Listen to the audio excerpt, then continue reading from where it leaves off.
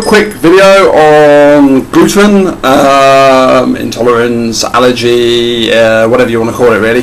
The reason being is I've been seeing a thing, some information bandied about gluten, and the fact that the way to test gluten sensitivity right now seems to be, you can have a blood test or a celiac test, but that only really shows you anything if you're right at the very end. If you're really badly allergic to wheat, it will come up in a test really badly, like 99% out of 100 it's bad for you. That's how high it has to be. I have a sister who, when she touches bread or wheat with her hands, gets eczema on that area. She had 3 blood tests done, and only 2 of them came back saying she was wheat intolerant. It's pretty clear that she is, and those blood tests would have gone to different labs, but they'd have all been the same blood. So it's quite important to be able to understand that right now there is no standard test to say whether or not you are gluten intolerant.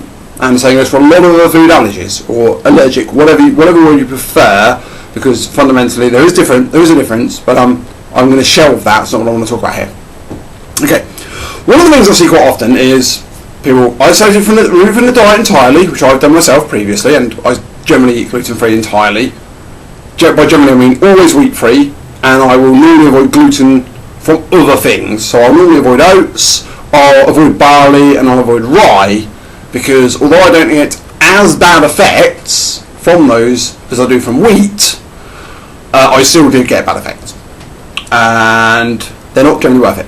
But the thing I see quite often is people say, you don't want to exclude it completely from your diet, because if you exclude it completely from your diet, when you go back to eating it, you'll have a stronger reaction to the substance. And they are 100% right.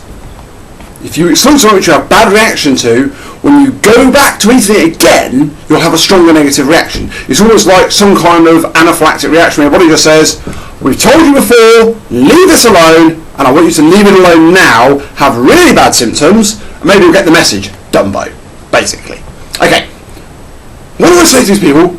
Okay, fair enough, I understand what you're saying, and I do agree with you with what you're saying. People do get a worse reaction when they exclude it. Here's the question. What is the benefit to eating it in the first place? Assuming you're having some kind of mild negative reaction, assuming what you're saying is correct, then if you exclude it for 4 to 6 weeks and then put it back in again, you'll then have a worse effect and you won't be able to go back to eating it again. The question is, what is the benefit to eating gluten?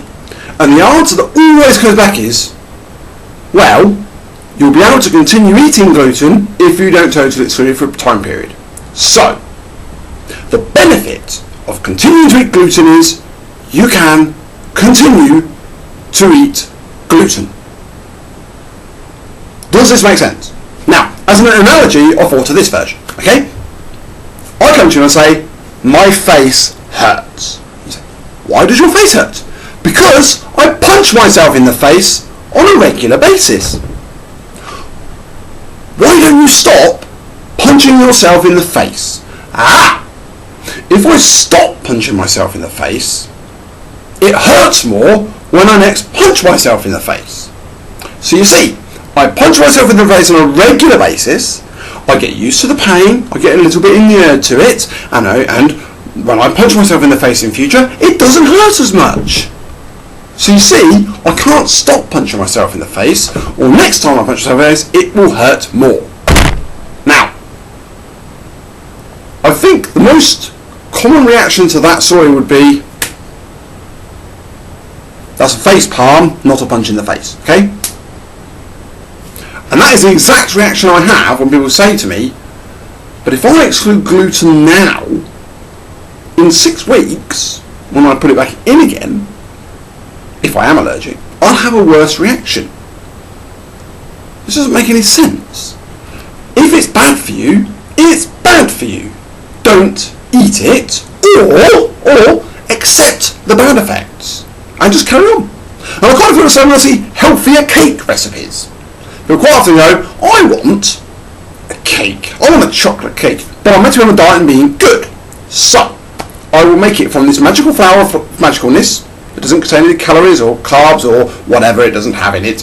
it's magical, obviously, I will use this low-fat cream, which has half the calories or whatever, and I will use this magical sweetener that has no negative side effects and tastes just like sugar. No sweeteners taste just like sugar, and they all have side effects. The only difference being is whether or not we know about them yet. They're bound to have them because it's a chemical, and all chemicals have a side effect.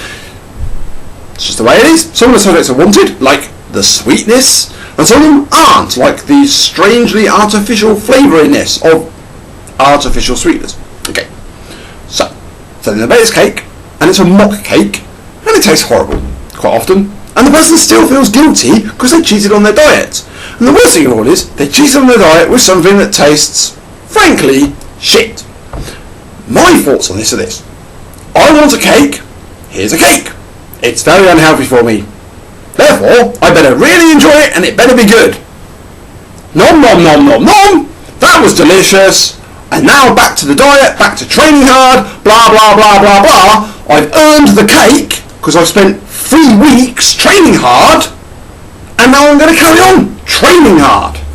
And that's the key. And I think that's the best approach. I have a friend who's very allergic to gluten, and who has this thing of going, I'm really allergic to gluten.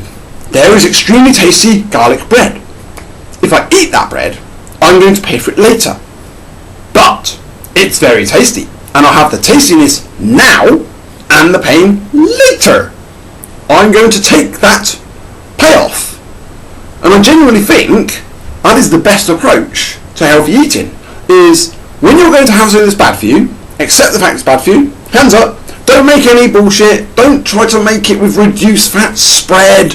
Don't try to make it with some kind of fake creamy horribleness.